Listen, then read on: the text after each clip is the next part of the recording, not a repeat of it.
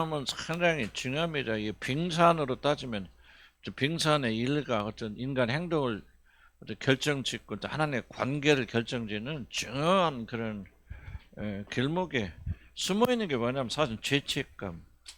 그리고 이 죄책감은 수치심과 연결돼서 나가면서 수치심 굉장히 가장 큰 주제 중에 하나거든요. 그래서 뭐 이게 빙산이다 그러면 하여튼 이 라이점 무의식을 주관하는 거의 대부분의 큰 것 중에 하나 용어가 바로 죄책감, 여기서 흘러나오는 수치심,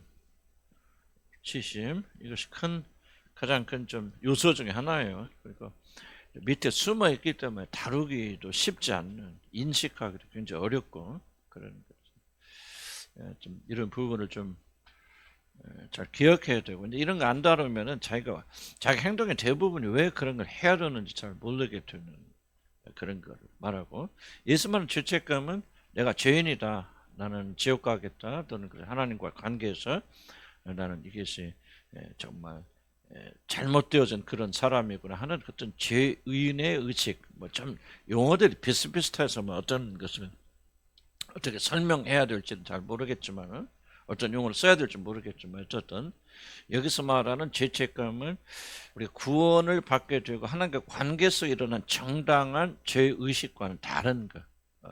그 죄의식은 있어야 되죠, 그죠? 그리고 더 강해야 합니다. 죄의식은 커나가야 되고, 그럼 뭐는 줄어야 되냐면 죄책감은 줄어야 돼요. 그런데 이제 우리는 죄의식은 별로 없고 죄책감은 많다. 그래서 우리가 굉장히 비정상적인, 사람들 눈에 보기에는 뭐 그럴듯한 그런 거지만은 하나님 보시기에는 좀 굉장히 아름답지 못한 그런 것들이 죄책감에서 나오고 수치심에서 나오게 됩니다. 어떻게 생각하면 굉장히 좀 중요하게 다뤄야 되는, 다 중요한 주제들이지만 그 중에서 특별히 중요하게 다루고 이렇게 숨어 있기 때문에 잘 드러나지 않는 이러한 것들을 우리가 좀 많이 관심 가져야 되겠다. 처음부터 이제 보이는 것을 많이 다뤄 나갔지만은 사실 이제 이런 거 다 연결돼서, 그리고 이제 우리가 지금 배우고 있는 뭐 두려움이 됐고 뭐가 됐건 이것은 하나 딱 떼어서 이렇게 분리시킬 수 있는 것이 아니고 전부 다 연결되어 있기 때문에 사실은 뭐 죄책감 있는 사람은 상대적으로 두려움이 많게 되어져. 이렇게 다 연결되어 있습니다. 난 다른 건 다 오케이인데 이거는 문제입니다. 그거는 그렇게 존재하잖아요. 인간이 문제라고 하는 것은 전체가 다 같이 빠지면 같이 빠지는 거고, 그리고 안 빠져서 건강하면 건강한 거. 자, 그래서 이런 이제 잘못된 죄책감이 이제 사단이 많이 이용해서 우리를 괴롭히기 때문에 그래요. 그래서 3페이지 왜 문제가 되는 것 부분 두 가지가 있대요. 자신의 죄로부터 오는 죄책감. 상당히 좀 건전한 죄책감이라, 그래서요 내가 죄를 졌고 잘못했구나, 또 부모로서 그것을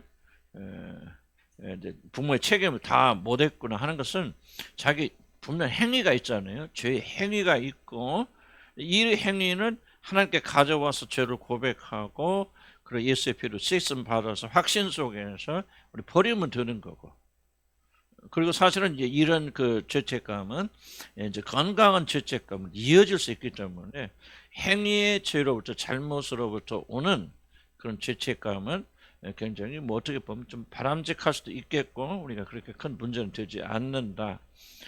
그런데 이제 그런데 그런 행위에 대한 죄책감도 다른 사람에 의해서 만들어지는 그런 것이 있죠. 우리가 잘하지 못하는 거, 성공하지 못하는 것에 대한 또 이제 그런 것 발전할 수 있잖아요. 더욱더 이제 문제가 되는 것은 정상인 사람들이 예를 들자면 성공한 사람들과 비교하면서 자기 자신 죄책감을 느끼는. 그러니까 뭐 자기가 건강, 이 사람 뭐 태어난 게 뭐 머리가 별로 좋지 않은 사람, 부모 밑에서 이제 물려받아서 보통 사람은 태어나서 보통 학교에 와서 보통 삶을 살지만은 옆에 있는 아이가 성공해서 이제 큰 부자가 되어서 뭐 많은 돈을 벌 때 기묘하게 느끼는 죄책감. 그 사람 잘못 전혀 없잖아요. 왜냐면 부모들이 머리가 안 좋아. 그럼 자식 새끼 낳으면 머리 좋을까 나쁠까? 나쁠 거 아니에요. 그럼 머리가 나쁘고 돈도 없고 그러면 그만큼 기회가, 뭐 서울대 가면 옛날에는 공부 잘하고 뭐 열심히 하는 애들이 서울대 갔지만은 요즘은 거의 다 강남 애들이 가잖아요. 왜? 그만큼 투자해 주니까.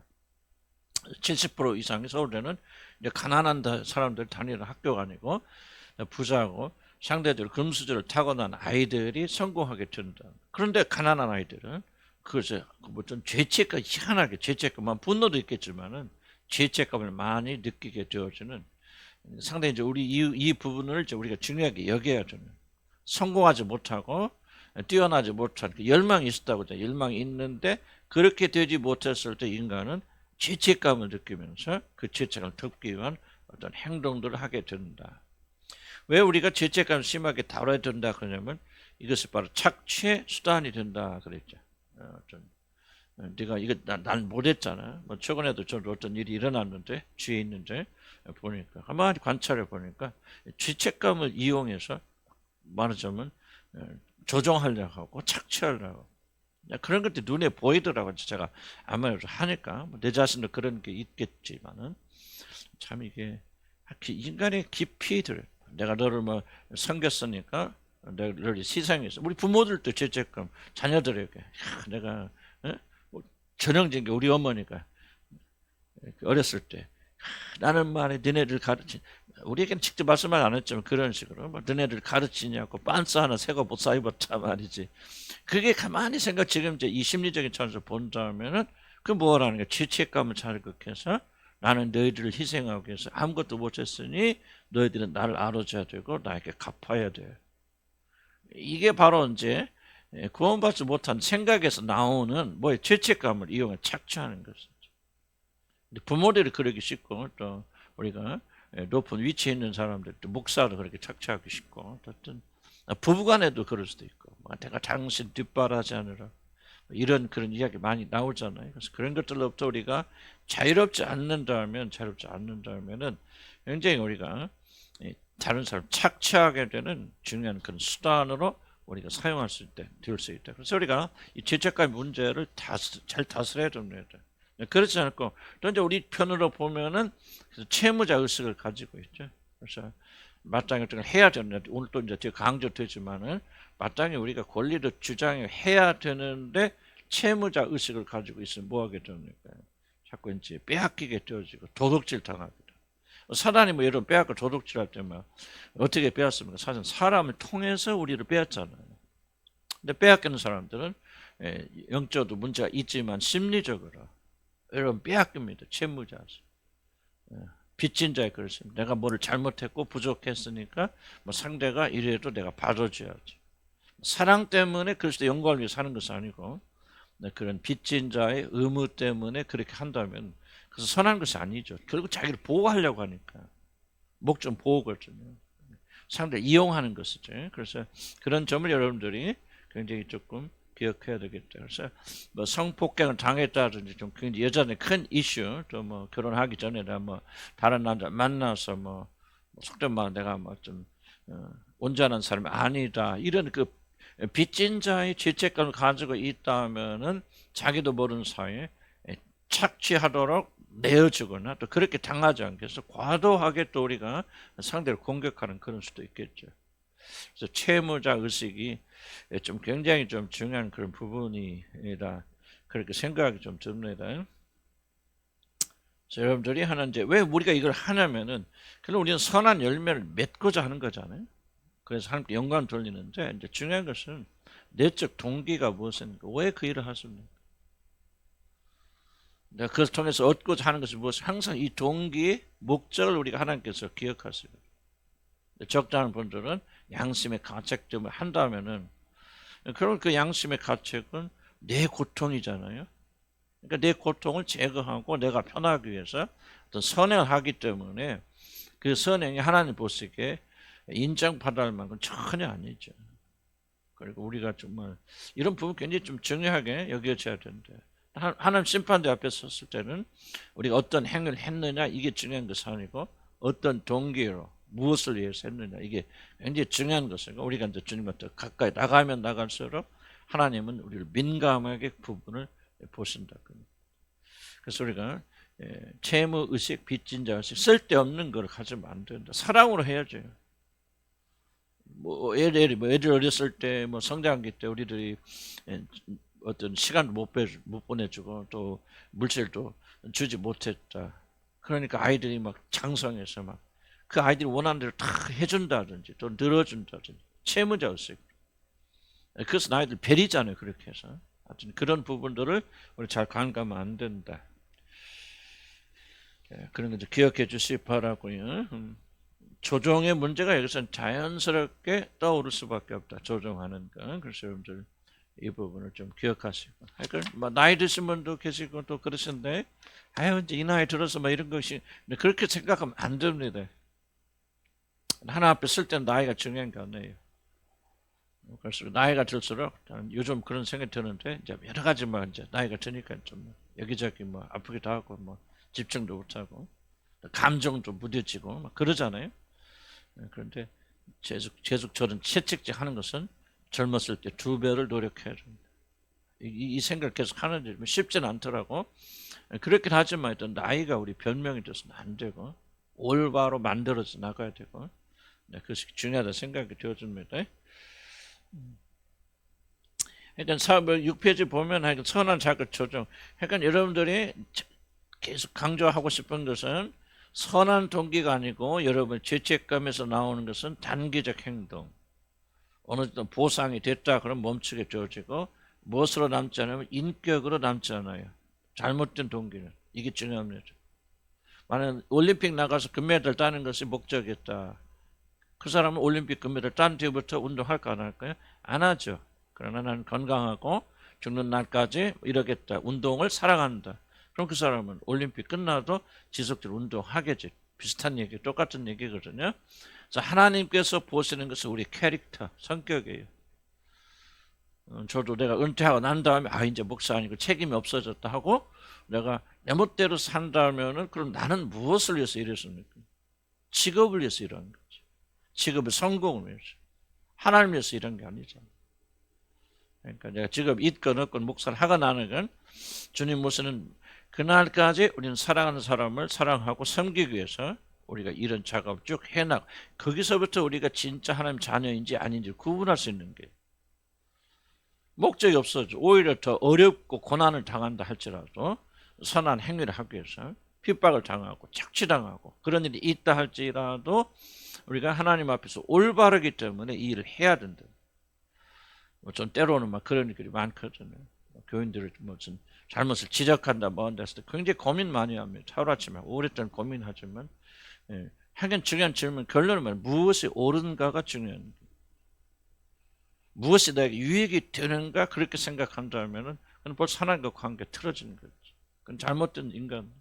무엇이 옳은가를 우리 항상 가르치고 생각해야 된다. 자, 그 다음부터 죄책감의 문제 볼까요? 우리 7페이지, 8페이지. 이거 약간 언급했죠? 했나 안 했나? 하긴 했죠. 그래서 죄책감이 일으키는 약간 이제 입원하고 중첩되는 그런 부분이 있어요. 있긴 있지만은 죄책감이 우리 내면에 가져다주는 그런 것이 무엇이 있을까? 그 부분을 좀 많이 다루면서 실패 의식하죠 합니다. 죄책감이 있으면은요, 죄책감 뭐예요? 빚쟁이죠. 빚졌다 하는 그 내면에 있는 의식이에요. 외적으로 내면의 의식은 이 속에 있는 것은요, 겉을 바꾼다고 해서 크게 변화되지 않습니다.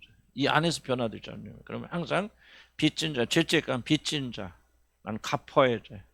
항상 뭔가 먹어도 배고플. 잡으세요. 밥을 먹으면 배는 부르고 잠깐 만족하지만 내적으로 공허하게 되면 아무리 먹어도 공허하잖아요. 공허의 문제를 다뤄야 되듯이 이것도 마찬가지 죄책감 실패 의식은 항상 나는 빚졌구나 갚아야 되는구나. 그래서 자기 만족을 가질 수 없죠. 그래서 실패 의식 무엇을 가져도 실패합니다. 나는 위대한 목사님 큰 목사님들이 돌아갔을 거나 그럴 때 돼서 한번 사도 바울처럼 내가 달려갈 길 다 가라고 나는 앞에 있는 면류관을 바라보며 달려갑니다. 우리 예수님이 마지막 십자가에서 어떻게 죽어요? 다 이루었다. 충족하였다. 그러고 죽으시죠. 물론 영적인 의미가 있죠. 그러나 또 인간으로 본다면 그런 이 세상에 와서 해줄 모든 일을 다 만족스럽게 완성하고 정말 십자가가 참 이게 모순같이 들리지만요. 가장 비참한 죽음을 죽으면서 가장 만족된 죽음을 죽으신 분이 예수 그리스도죠. 사도 바울도 그렇게 했죠. 그러나 정말 위대한 사람들, 뭐 다른 사람, 뭐 칼빈이나 그런 사람들은 또 우리하고 다르잖아요. 다르지만 요즘 뭐 큰 게 목사님 뭐 은퇴하시면 옥하는 목사님 은퇴하시면 나는 마지막 때 그렇게 돌아가신 것 같잖아. 그 하영주 목사님. 난 하영주 목사님 잘 모르겠어요. 어쨌든 큰 게 목사들 뭐 대교회들 뭔가 좀 돌아가시거나 그 마지막 때 그 놓지 못하는 그런 것들을 바라보면서 저들에게도 이 빚진 자의 어떤 죄책감, 또 실패의식이 그러니까 성공했다고 없어지는 거 아니죠. 주님과의 관계 속에서 이 정말 죄책감에서 해방되죠야만이 실패의식에서부터 해방되었습니다. 다른 주제가 아닌데 실패했다 할 때 이렇게 뭐 실패의식만 다뤄서 난 실패하지 않았다만 난 성공해서 잘했어. 그리고 자기가 암시하고 자기 한다고 해서 이게 없어지는가? 그러진 않은 것 같아. 죄책감이 남아있고 이 죄책감이 해방되죠. 우리는 실패의식에서부터 난 최선을 다해 달걀 다 왔다. 그럼 죄책감 채무의식이니까 죽어도 다 해도 난 갚지 못했고 그러면서 마지막 막판에 공허한 가운데 세상 뭐 하늘나라 가겠지만은 그런 가운데 우리가 하늘나라 간다면은 조금 우리가 영광스럽게 살다 영광스럽게 죽는 길과는 좀 멀지 않냐 그 말이에요. 그래서 실패 의식으로부터 우리가 굉장히 좀 많이 조심을 해야 된다. 그래서 중요한 것은 여기 가운데 있지만 죄책감은 일생 동안 우리를 실패 의식으로 몰아간다. 아무리 먹어도 내적 공허한 사람은 배가 고프듯이 그래서 우리가 죄책감을 가지고 있는 자들은 아무리 성공해도 항상 실패의식을 가지고 있다. 자, 밑에 내려오면 실패의식이 무서운 건데 뭐라고 했죠? 우리들을 실패자로 만들어가기 때문에. 그렇게 되면 무엇을 잘못해서가 아니라 자신 자체가 실패이기 때문에 아무것도 할 수 없고 아무것도 기대할 수 없고 그저 실패의 두려움에 산 또는 페인트 열심히 하면서도 그렇게 살 수 있다. 즉 하나님께서 주신 달란트를 땅에 묻어두고 시간만 허비하는 되는 비참한 존재가 되어진다. 오늘 우리 좋은 것들 얼마나 많이 있습니까? 많이 있는데 그런 것이 두려우면은 그러니까 죄책감 이런 그런 것이 있으면은 참 묻어두게 되어지죠. 우리 영국 이야기 뭐 개인적인 얘기지만 공분과 감사의 팍철 물론 여러 가지 원인이 있죠. 막 이거 하나만 그 원인이나 그런 뜻은 아니죠. 그러나 기쁨이 올리르세 기쁨은요 뭔가 자신이 주어진 의무를 다했을 때 주어지죠. 일이 남아서 하지 못해서 그런데 즐겁게 감사하면 기뻐할 수 없거든요. 다 끝났잖아요. 사도 바울 보세요. 내가 달려갈 길 다 갔다 말이죠. 앞에 있는 즐거움, 생명의 면류관을 바라보며 간다. 그러니까 항상 그 마음속에 주님 보고 싶은 열망이 있고 기쁨이 있잖아요. 사도 바울.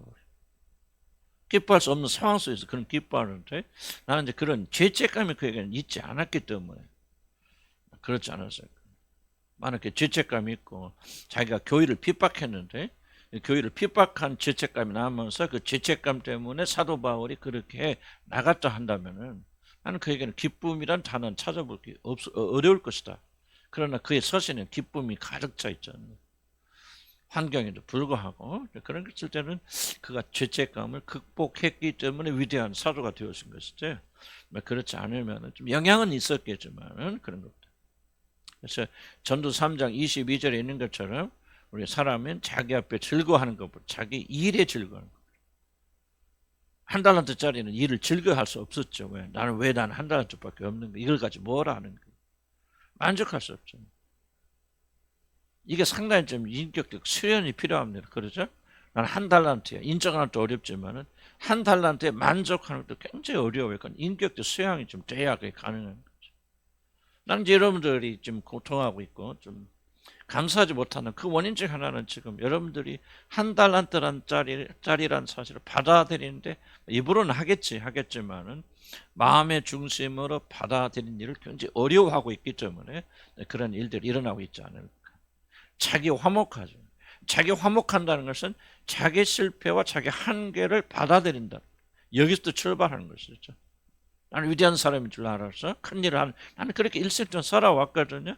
근데 나 자신과 화목하는 결정적 계기 중에 하나가 뭐냐면 난 그런 사람이 아니었구나. 뛰어난 사람도 아니었고 머리 좋은 사람도 아니고 그리고 내가 뭐 훌륭한 사람도 아니고 정말 인격적으로나 모든 면에서 정말 부족한 사람이구나. 그런 나를 하나님이 사랑하셨구나. 그런 나를 받아주셨구나. 아멘. 이제 아멘인데 여러분이 이제 중요한 것은 여러분 그게 그 화목이 돼야 여러분이 기쁨과 즐거움이 나오는 거죠. 내가 아멘 함부로 하지 말라는 얘기 생각하자. 무슨 뜻인가 이해하시죠? 왜 여러분 삶에 기쁨이 없고 감사가 없습니까? 여러 가지 이유가 있겠죠. 그 중에 하나가 뭐냐? 자기에 대해서 자기를 받아들일 수 없는 거예요. 죄책감, 죄의식이 자극되죠. 그러니까 내가 아까도 얘기했지만은 성공하지 못한 죄책감, 항상 따로 실패자들에게는 실패의식은 항상 성공하지 못한 죄책감이 따라오는 거예요. 뭐 저 사람은 저렇게 열심히 해서 부자가 돼서 뭐 차도 사고 집도 사고 막 노후를 편안하게 지내는데 나는 지금 한 게 뭐야? 내가 맨날 엉뚱한 짓만 하고 돈만 헛간데 쓰고 이렇게 했구나 하고 죄책감이 있는 거지. 뭐 정당한 죄책감일 수도 있겠지만 그런 것들이 여러분의 마음을 장악하기 시작하면은 그것보다 훨씬 큰 기쁨, 그리스도 예수 안에서 내가 받아들여졌다. 이해가시죠? 그런 기쁨이 있어야 되는데 보세요. 포도원에서 여러분 일하잖아요. 농부들 일하는데 아침 새벽부터 와서 일하는 사람 기쁨이 있었어 없었어? 없었잖아. 왜? 하루 종일 일하는데 이것밖에 안 주나? 근데 또 정말 중요한 것은 마지막으로 들어온 사람 기뻐했을까? 별로 기뻐하지 않았을 것 같아. 왜? 이따가 좀 그런 하여간 좀 모순되는 그런 이야기 같지만 그래서 우리가 거기서 기쁨을 즐거워하는 것이 새벽에 왔건 저녁에 왔건 무엇이 중요하냐면은 내가 그곳에 들어와서 싹을 받았다, 은혜를 받았다는 게 중요하잖아. 그러려면 뭐냐? 우리가 뭐를 인정해야 되냐? 한 달러짜리 받아서 인정하지 못하는 것은 나는 10달러짜리 새벽부터 일했기 때문에 저 사람보다 낮게 대접받아야 되는데 왜 이것밖에 안 줍니까? 라고 하는 것이 그 사람만의 고백이 아니라 우리 그리스도인들이 많은 그리스도인들이 그렇게 생각하고 있다는 거죠. 나는 여기 머물러 있을 사람이 아니에요. 여긴 내 자리가 아니야. 적잖은 분들 좀 주님 한 교회 오셨을 때 나도 그렇게 생각하고 이런 내가 무슨 죄를 저질렀길래 하나님과의 관계에서 뭘 실패했길래 이런 곳에 보내서 꼭 유배당한 사람들 내가 그래서 전라남도 처음에 유배당한 사람들을 마음 심지어 이해한단 말이에요.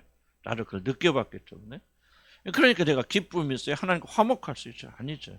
뭐를 받아들일 수 없어요. 나는 한 달란트구나. 이것도 내구나 하는 것을 저는 굉장히 오랫동안 받아들이지 못해. 지금도 나는 싸움이 있었을 거라는 생각. 없다라고 다 말은 그건 거짓말이고. 지금도 싸우고 다만 무게추가 은혜 쪽으로 많이 기울었다는 얘기지. 나는 완전히 싸움이 없다. 그런 뜻은 아니에요. 이게 굉장히 여러분 참 보세요. 왜 하나님이 주시는 은혜가 그렇게 감격스러운데 놀랍고 큰데 왜 그리스도는 기뻐하지 못하는가? 거저 안 났다면 그 사람은 기뻐할 수 없어요. 기쁨의 근원이 없어요. 샘이 없는데 물이 나오는 걸 기대할 수 없죠. 그러나 거듭난 삶 자녀가 되었고 그것이 영광, 그 성경에 말로 할 수 없는 영광스러운 즐거움으로 기뻐하는. 참 이 안에 그리스도인의 모든 게 다 들어있잖아요. 엄청나기 때문에 말로 다 할 수 없는 그것도 하늘에서는 영광스러운 즐거움으로 기뻐하느니 누가 거듭난 하나님의 자녀들입니다. 근데 우리는 그렇게 못하잖아요. 왜 그러냐? 그럴까 우리가 무엇이 다른가?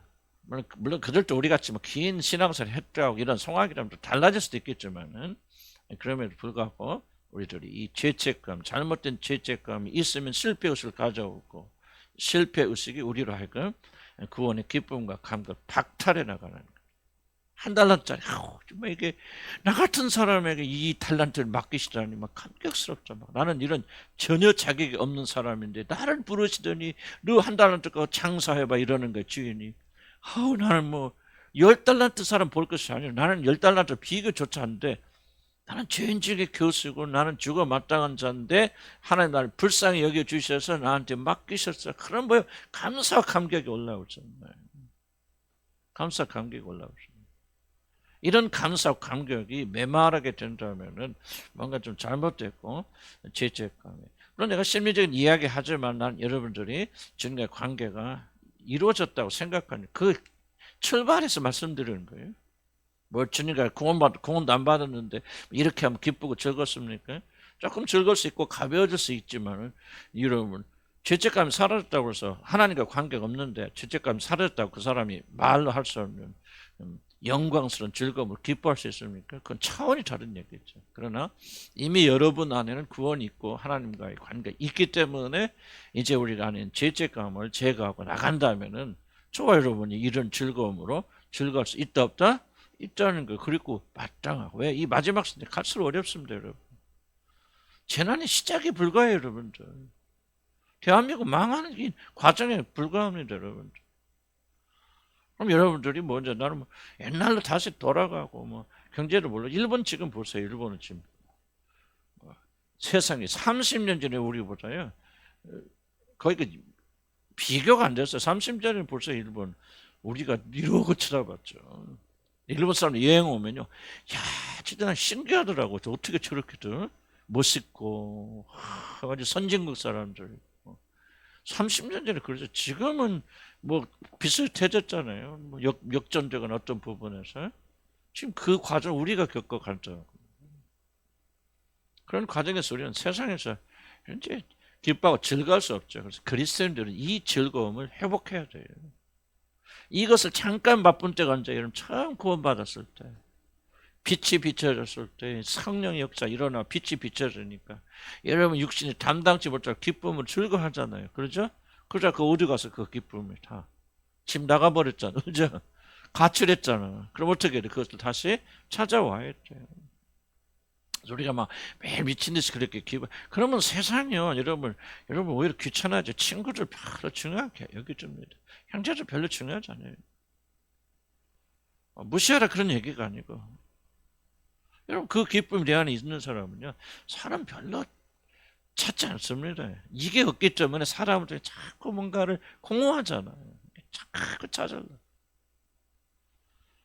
그래서 나는 좀 여러분 일부러 그렇게 하지 말라 그런 뜻은 아니고.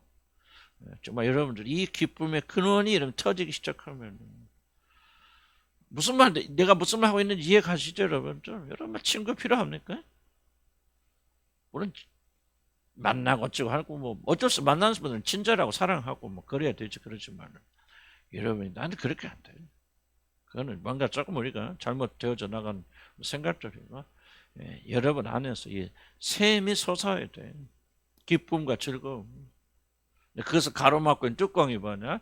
그 중에 하나가 죄책감이라는 거예요. 그래서 감사하게 해주세요. 기뻐하게 해주세요. 그렇게 기도하지 마시고요. 감사하지 못하면 이미 주어졌잖아요. 우리에게.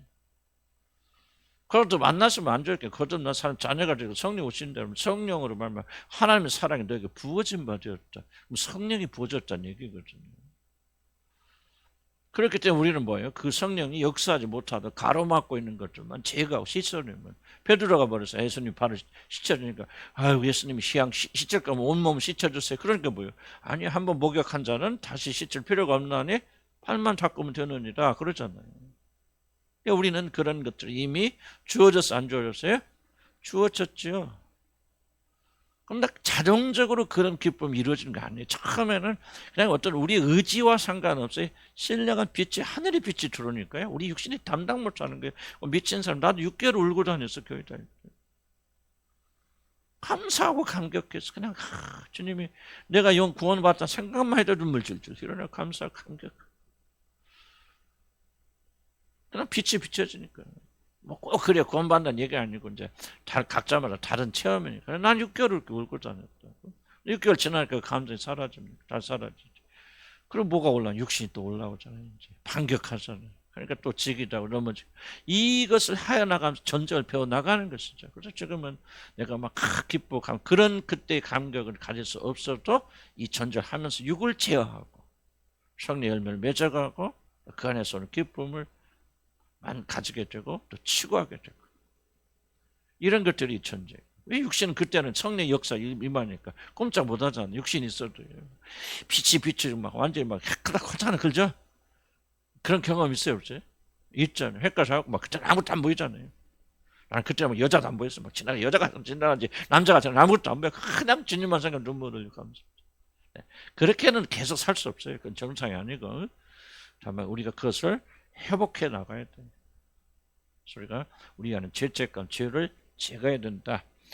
그 다음 볼까요? 그 다음에 안식상세 여기 1이라고 걸렸지만 그냥 이 9페이지로 바꾸면 돼요. 9페이지인데? 아니 9페이지도 아니에요.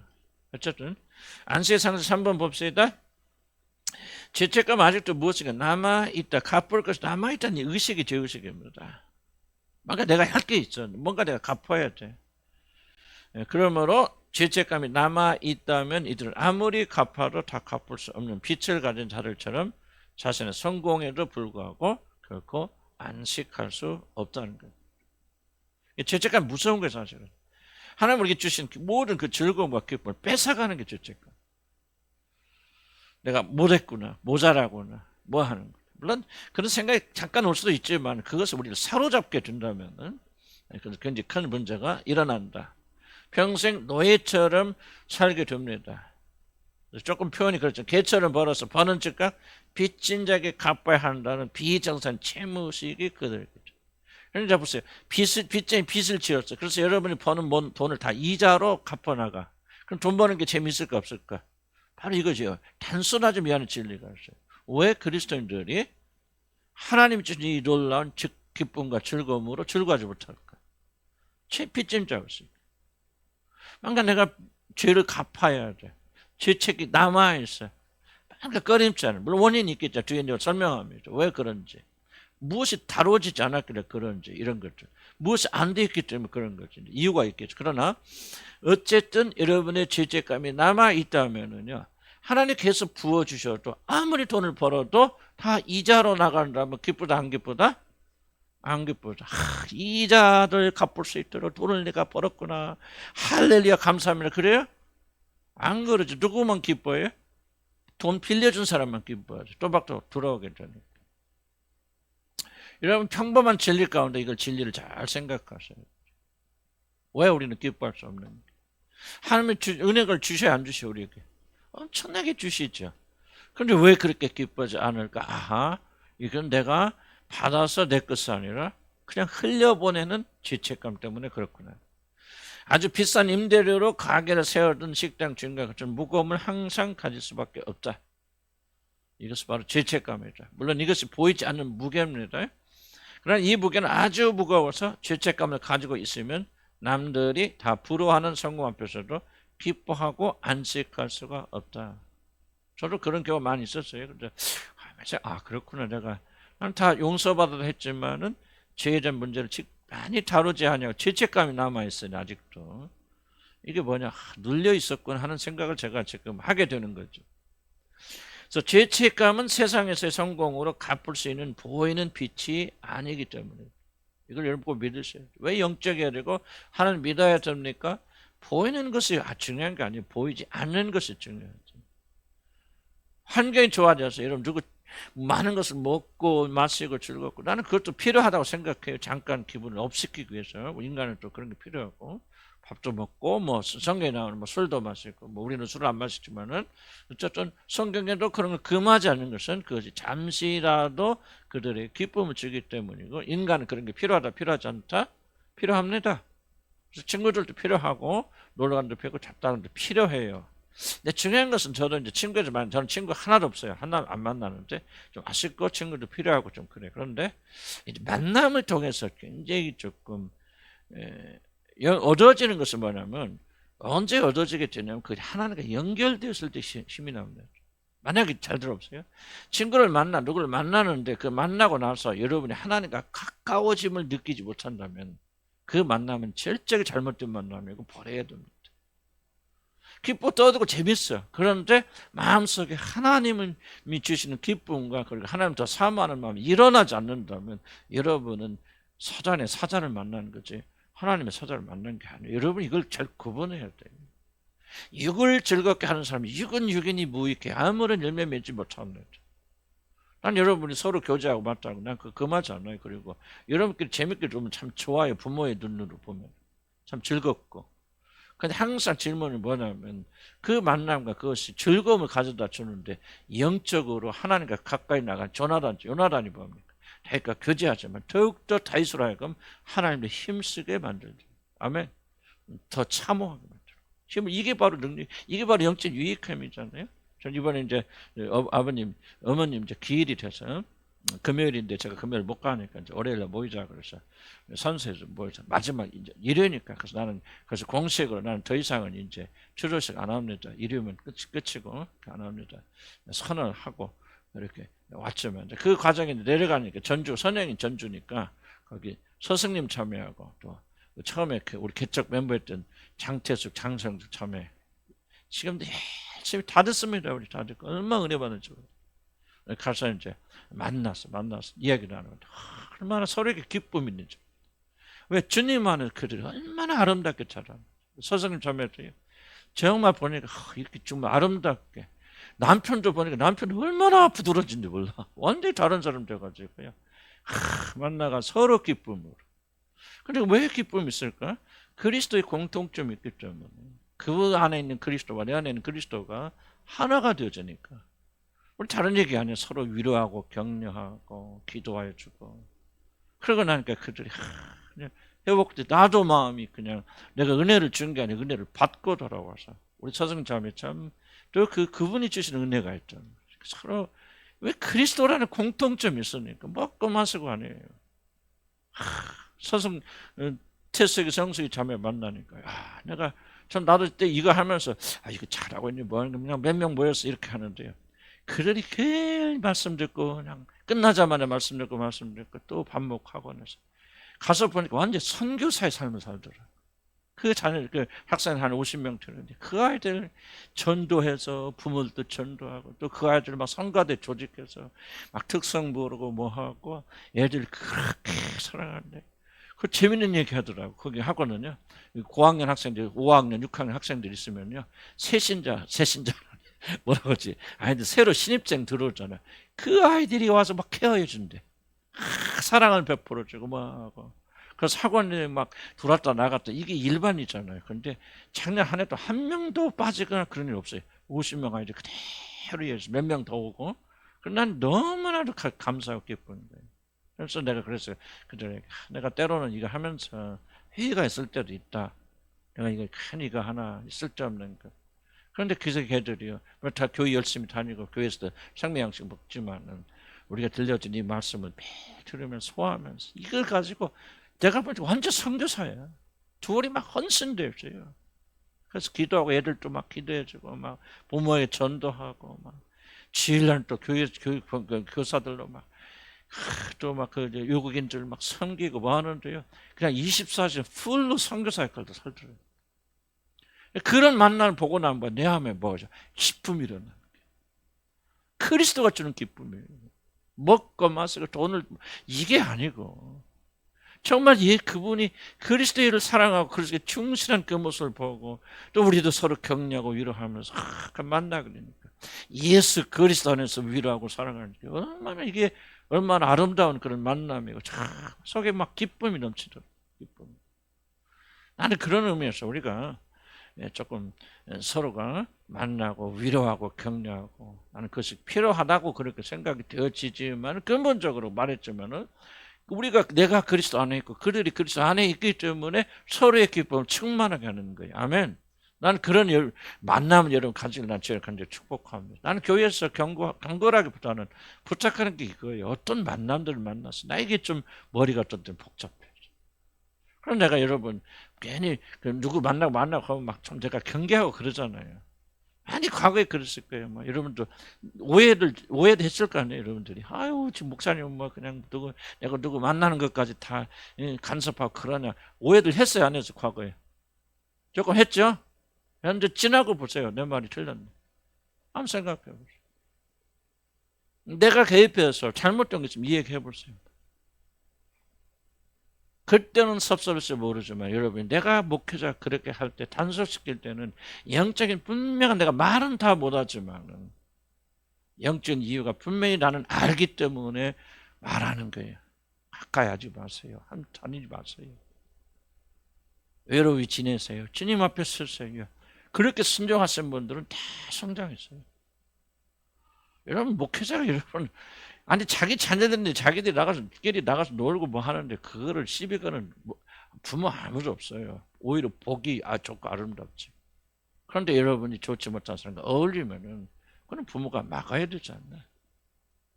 그래서 우리가 그러면 곁길로 나가는 것 같지만은 좀 그런 것을 좀 기억을 해주시기 바랍니다. 그래서 우리가 만남이 결국은 그런 거죠. 죄책감이나 이런 것도 자유롭게 할 수 있는 그리스도 예수 안에서 이런 것들을 우리가 만약 이런 게 없다 하면은 우리는 어떤 일을 하여도 성공하여도 우리는 만족하고 기뻐할 수 없다. 그리스도만이 우리의 기쁨이 됐습니다. 그리고 이제 서로 만나서 기쁨으로 섬기시고 그러면 돼요. 그러면 해방됩니다. 순서를 잘 보시라 그 말이죠. 그래서 죄책감에서 해방되지 않으면 그리스도인도 항상 무거운 짐에 늘리고 이것이 무의식의 역사하기 시작하면은 결정된 역할을 하게 된다. 그래서 이것은 환경이나 기질의 문제를 뛰어넘는 심각한 영혼의 눌림이라는 사실을 여러분 기억하시기 바랍니다. 이거는 그리스도의 피 외에는 없어지지 아니하는 영원한 무게입니다. 세상에 어떤 것으로도 이건 제거되지 않아요. 만약 죄책감이 눌린다 하면은 세상의 어떤 것도 무게를 벗어날 수 없다. 죄책감은 우리들로 하여금 항상 긴장하며 깨어있게 만듭니다. 모든 일을 다 써도 아직 일이 끝나지 않았고 자신의 죄를 덮어야 한다는 위기의식이 항상 자기 자신을 지배하기 때문에 항상 긴장하고 깨어있게 됩니다. 그러므로 죄책감은 우리들을 매우 긴장하게 만듭니다. 이런 잘 보세요. 심리적인 문제가 영적 문제가 됐건 나 죄책감 안 느끼고 편하게 되는 거 모든 일을 다 뭐 일어나고 좀 그렇게 긴장하지 않고 깨어있지 않고 그냥 편안한 삶을 살려고 하는 것이 목적이 되면 안 됩니다. 목적이 되는 순간 더 긴장하게 돼요. 그럼 이런 축복은 항상 결과가 돼야 돼요. 죄책감을 제거하고 주님 앞에 나가서 내 자신을 용서하고 자유함을 받았더니 긴장감이 사라지더라. 이게 돼야 되죠. 나는 긴장감 많은데 좀 편안하게 살아야 되겠다. 행복하게 살아야 했다는 것이 행복이 여러분 목적이 되는 순간부터 행복은 더 달아납니다. 항상 잊어버리셔야 돼요. 그래서 우리 죄책감을 우리 사함받고 주님 안에 있게 되면 그런 즐거움이 우리에게 많이 일어납니다. 그러므로 우리들은 죄책감은 우리들을 매우 긴장하게 만들고 이것은 건강에 적잖은 영향을 준다. 죄책감을 가진 분들은 굉장히 많이 아픕니다. 시민성, 심리적과 많이 연결되어 있습니다. 그래서 약하고 병들게 되어진다. 그러므로 죄책감은 우리들을 매우 긴장하게 만들고 이것은 건강에 적잖은 영향을 미친다. 항상 뭐 그런 분들은 많은 아니지만 요즘도 이렇게 들어보면은 이렇게 좀 긴장하고 분노하고 그런 분들 밑에는 죄책감이 굉장히 많이 있어요. 뭘 다 하지 못한, 의무를 다 하지 못한, 뭐 내가 뭐 죽은 사람에 대해서 내가 무엇을 잘못했다 또는 하지 못했다. 이 죄책감이 있고 이걸 하나님 앞에 나가서 해결하지 않으니까 뭐가 일어나게 되냐면 긴장하게 되죠. 긴장하게 되는 게 신경질적이 되죠. 신경질적이니까 분노하게 되고 이성을 잃게 되어지는 그런 일들이 굉장히 많이 일어나는데 그 밑에 큰 뿌리 중에 하나가 죄책감이다. 그래서 굉장히 죄책감이 제거되면 편안해져요. 분노가 많이 줍니다. 이제 왜 이런 것이 중요하냐? 많은 분들이 분노하게 될 때, 이제 분노의 문제는 특히 한국 사람들 굉장히 크잖아요. 분노의 문제는 아마 일본 원인이 한국 사람들은 분노가 가장 큰 이슈일 것 같아요. 많은 사람들은 분노의 문제를 어떻게 생각하면 상대방 때문에 누군가가 잘못해서 누군가 날 건드려서 안 해요. 그렇지 않습니다. 안에 있던 내적인 폭탄이 있는데 건들기 때문에 건드는 것이 터진 게 아니에요. 건든 사람은 불만 붙였을 뿐이에요. 그 사람 잘못이 있다 할지라도. 터지는 것은 내 안에 있는 폭탄이 터지는 것이지 그 사람의 폭탄 터지는 거 아니죠. 그럼 내 안에 폭탄의 큰 원인 중에 하나가 뭐냐? 죄책감으로 인해서 지속적으로 쌓아왔던 어떤 압력들이 어떤 시기에 좀 팡 터지게 되어진다. 그래서 죄책감을 가지고 있는 자들은 신경질적으로 굉장히 신경적으로 약하게 되어지고 그러니까 신경적으로 반응하게 되어지고 외적인 외부의 자극이 있거나 내면의 갈등을 더 이상 다루지 못할 때는 터지고 폭발하게 되어집니다.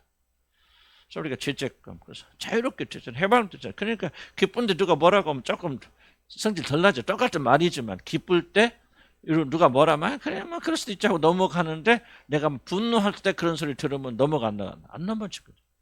우리는 내적으로 건강해야 된다 그 말입니다. 밑에까지만 하고 잠깐 쉬겠습니다. 그래서 심리사들이나 심리학자들의 말을 다 무시하면 안 됩니다. 상당히 많은 부분은 우리에게 좋은 정보를 가르치고 있다는 것.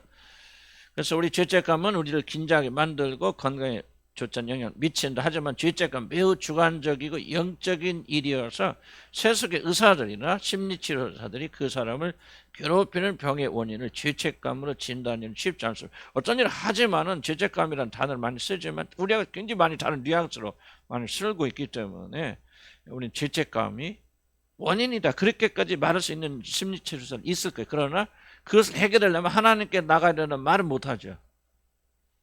그래서 여러분들이 세속에 나가서 카운슬링, 뭐 기독교란 이름을 가져도 카운슬링 하거나 뭐 했을 때 정말 한계가 바로 그런 거죠. 다만 죄책감, 죄를 지적할 수 있는 자를 목회자들이 할 수 있기 때문에 가장 기독교 안에서 가장 효과적인 상담자는 목회자가 상담하는 경우다. 그렇게 말을 하는데 뭐 동의하기도 하고 또 뭐 다른 부분은 또 다른 분들 잘 하시니까. 그래서 이 죄책감으로 진다는 일은 조금 여기서 말하는 죄책감 하나님과 관계 속에서 그러나 약이나 다른 방법으로 건강을 추구하지만 만약 죄책감으로 인한 것이라면 그러한 것들은 치료에 별로 도움되지 않습니다. 아무리 좋은 약을 먹어도 심리가 회복되지 않으면 병 치료는 효과가 없습니다. 그런 부분 기억해 주시기 바라고. 그래서 죄책감을 가진 자들이 궁극적으로 죽음에 대한 소원을 가지게 됩니다. 죄책감 굉장히 큰 뿌리다. 물론 이것은 사도 바울이 고백했던 것처럼 그리스도에 함께하는 거하는 것을 소화하는 것. 저도 지금 잘 주목해 주시고 저도 뭐 제 얘기 이거 가르치다 보면 이제 제 얘기를 많이 할 수밖에 없어요. 왜냐하면 내가 뭐 내 삶에서 일어나지 않는지 여러분에게 말할 수 없잖아요. 저도 이제 70이 됐고 저희 아버님이 70에 돌아가셨고 우리 형님도 70에 암에 결국 3년 동안 고생에 돌아가셨고 우리 할머니도 정확히 70에 돌아가셨고 70이라는 숫자는 굉장히 저한테 위기의 그런 숫자거든요. 그래서 70에 가까우면서 굉장히 많이 조금 그런 부분에서 좀 많이 조금 저도 고민을 하고 또 기도하고 그런 상황이었고 저도 이제 그것을 가지고 이제 완전히 주님 앞에 나가서 그것을 해결하는 데 있어서의 제가 좀 발견한 것 중에 하나는 죄책감이 지금 70 동안 내가 뭐라고 살았는가, 내가 이런 것이 무엇고 성공한 것이 무엇인가, 남은 것이 무엇인가는 그런 어떤 의미에서 이제 죄책감 또는 후회 뭐 다들 연결되어 있지 않겠습니까? 하나님께 내게 귀한 생명을 주셨는데 내가 남긴 것을 한 것이 별로 없구나 이런 상태에서 그러니까 어떤 의미에서 이것이 뭐를 뺏어가냐면은 삶에 대한 의지를 뺏어간다. 여러분 사단이 공격할 때요 그냥 무조건 그리스도인들이 너 죽어 하고 그래서 그럴 수 없어요. 사단은 절대 그렇지 못합니다. 왜냐하면 그리스도이기 때문에 우리는 하나님 보호를 받고 있죠. 그러나 만약 우리가 심리적인 문제에서 문을 열어놓기 시작하고 그 부분에서 믿음을 행사하지 않는다면 상당히 상당히 우리는 사단에게 공격할 수 있도록 길을 열어주는 그런 일이 일어납니다. 나는 우리 주위에서 보면 그런 일. 나도 내가 이 70을 받고 겪어 나가면서 굉장히 죄책감에 대해서 실패 의식에 대해서 굉장히 많이 관심 갖게 되었던 게 뭐냐면 이게 사단이 열린 문이 되어서 그럼 내가 삶의 의지를 뺏어가고 삶의 의지를 뺏어가니까 나도 모르는 사이 빨리 죽었으면 좋겠다, 갔으면 좋겠다라고 하는 그런 의식들이 많이 생기는구나. 그래서 제가 하나님께서 저게 명령하시면 지금 잘 못 지키고 뭐 기도하면 제한이 있어요. 그렇긴 하지만은 몇 달 전에 하나님께 제게 주신 생각이 뭐냐면 감사와 찬양사는. 그래서 저는 아침에 열심히 기도해서 감사하고 지금도 계속 기도하고 있어서 감사하고 찬양하는 사람들. 그런데 하나님께 어떻게 해주냐면 이 과거를 다시 조명하면서 이 모든 것이 하나님의 은혜와 감사였구나. 이게 모든 게 하나님의 은혜였구나, 감사였구나. 저는 미지식으로 살고 있었는데 한 사건 한 사건들이 하나님의 역사의 은혜라는 사실을 다시 한번 조명시켜 주면서 하나님께 감사하기 시작하고 막 감사합니다, 감사합니다 이런 표현이 아니라 속에부터 감사와 찬양으로 내 자신의 과거를 조명하기 시작했고 그럴 때 놀라운 일이 일어나게 돼요. 뭐가요? 죽음에 대한 이런 게 싹 사라져. 난 놀랍더라고요 이게. 그래서 지금은요 뭐 건강도 뭐 여러 가지 뭐 지금 어려움도 있죠. 뭐 있지만 그러나 지금은 굉장히 내적으로 영적으로 건강하다. 내가 왜 이렇게 달라졌지? 그런 것을 아주 제 자신 천지하게 느낄 수 있는 뭐 다른 사람 어떻게 모를지 모르지만 제가 제 자신 안에서는 이게 도대체 어디서 나온 거야? 죄책감, 실패 의식이 절대적인 원인이라고 보다도 상당히 중요한 원인이 있었구나. 그러니까 뭐야? 아무것도 못하고 못 이룬 것이 살아서 뭐해? 나 같은 것이 뭐 살아봤자 뭐 밥이나 축내고 짐이나 되지 무슨 도움이 되겠어? 그런 생각을 하기가 매우 쉽다는 거죠. 이렇게 해서 삶의 의지가 떨어질 때 사단은 죽음의 영이 역사할 수 있는 것이죠. 내가 강력하게 나는 살아야 되겠다. 나는 하나님 영광을 위해서 끝까지. 그리고 삶의 의지가 생기고 감사가 생기고 그랬을 때는 사단이 죽음의 영이 역사하기 어렵습니다. 우리는 막 입으로만 막 죽음의 영아 떠나 귀신아 떠나라 그렇게 위치해주면 난 그건 아무런 효과가 없다고 생각해.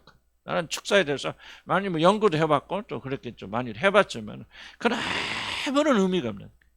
아 그렇구나. 죽음의 영을 찾으려면은 쫓으려면 뭐 해야 됩니까? 생명의 의지가 일어나야 되는데 이 앞으로 살아가야 되는 생명의 의지와 지금까지 살아온 것에 대한 것이 연결성이 있다. 이해가세요? 지금까지 살아온 삶에 감사하지 못하고 감격하지 못하고 의미 있게 살지 못한 사람 앞에 삶을 기대할 수 있다 없다? 없다는 거예요. 그래서 자기도 모르면서 계속 죽음의 의지가 일어나고 죽음의 의지가 일어나니까 불신앙이죠. 믿지 않죠. 그러니까 그게 어둠이 역사할 수 있는 거예요. 합법적으로. 그래서 결국 그 사람들은 죽든지 살더라도 폐인처럼 살게 되어집니다. 그래서 난 여러분들에게 좀 곁길로 나간 얘기 같지만요. 왜 우리가 이런 죄책감에서 해방되는, 죄책감에서 해방되지 않은 과거의 삶에 대해서 여러분 감사할 수 없어요. 무슨 얘기합니까? 나 같은 것은 뭐 항상 죄책감을 가지고 있으면요. 하나님께서 여러분을 거기서 건져주셨고 인도해서 여기까지 오게 하셨는데 그대는 감격이 없는 거 죄책감 눌려버리니까. 무슨 말 이해하시죠? 그러니까 즐겁고 기뻐하려면 뭐 해야 돼요? 죄책감 해방돼야 돼요. 그러려면 뭐예요? 여러분이 정말 속에 숨겨져 있는 죄책감을 볼 줄 알아야 돼요. 찾을 줄 알아야 돼요. 그게 이제 여러분 주님 만나서 성리에 여러분이 거하시기 시작하면 그분께서 이런 부분을 드러내 주시면서 하나 재조명하게 하십니다. 그러니까 다 달라지는 거예요. 과거가 다르다. 잘 들은 마지막 얘기입니다. 과거가 변하지 않으면 현재가 미래가 안 변합니다. 과거는 잊어버리라고 하는데 그 잊어버리는 거 아니에요. 과거는 잊어버린 과거가 이런 과거가 중요하지 않으면 왜 역사가 존재합니까? 왜 모든 문명국가에서 가장 중요한 학문은 히스토리, 역사로 칩니까? 왜 그렇게 지나간 2천, 3천, 4천 그냥 스토리, 그냥 재미를 얻기 위해서 안 해요? 역사를, 지금 현대 문명의 쇠퇴의 가장 큰 원인이 뭡니까? 역사로부터 배우지 못합니다. 그냥 우리는 역사가, 그래서 과거 역사를 재점검을 다시 바꾸려면 뭐 해야 되냐? 바로 감사하는 마음으로 이걸 바라봐야 되고, 이런 마음속에 모든 게 은혜였다. 하나님이 정말 은혜와 감사가 개입되지 않은 게 없구나 하고 감사합니다 감사 그런 것이 아니라 자기 과거를 생각할 때마다 감사하고 이것이 우러져 나온다면 이것이 여러분의 삶의 틀이 되어져서 현재 어려움이 있을 때도 보여요. 이 틀이 있으면 하나님께서 이 모든 어려움을 바꿔서 기쁜 일로 바꿔주실 거예요. 참고 견디면 좋은 일이 일어날 거예요. 이게 또 아무나 미래도 박지요. 미래도 고난이 오겠죠. 우리나라는 뭐 좋은 일보다 나쁜 일이 더 많이 일어나겠지. 어쩌면 지금까지 우리가 누렸던 모든 풍요를 포기해야 될 수도 있겠지. 난 모르겠지만 전쟁이 일어날 수도 있겠지. 그러나 뭐예요. 과거에 그렇게 지켜주신 하나님께서 오늘도 사도 바울의 고백이 그거 합니까? 나를 위험에서 뭐예요. 건지시고 그럼 뭐예요. 건지시리라.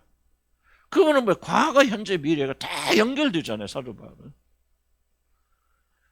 과거는 안 건지셨지만 앞으로는 건지실지도 몰라? 이게 아니란 말이야. 건지셨고 지금도 건지시고 계시고 앞으로도 건지시리라. 아멘. 이게 역사예요. 이게 역사예요. 우리가 이런 기쁨과 감사를 살아야 된다. 그러려면 뭐를 제거해야 된다? 죄책감을 제거하고 은혜와 기쁨 속에 살아야 된다. 아멘. 잠시 휴식하시겠습니다.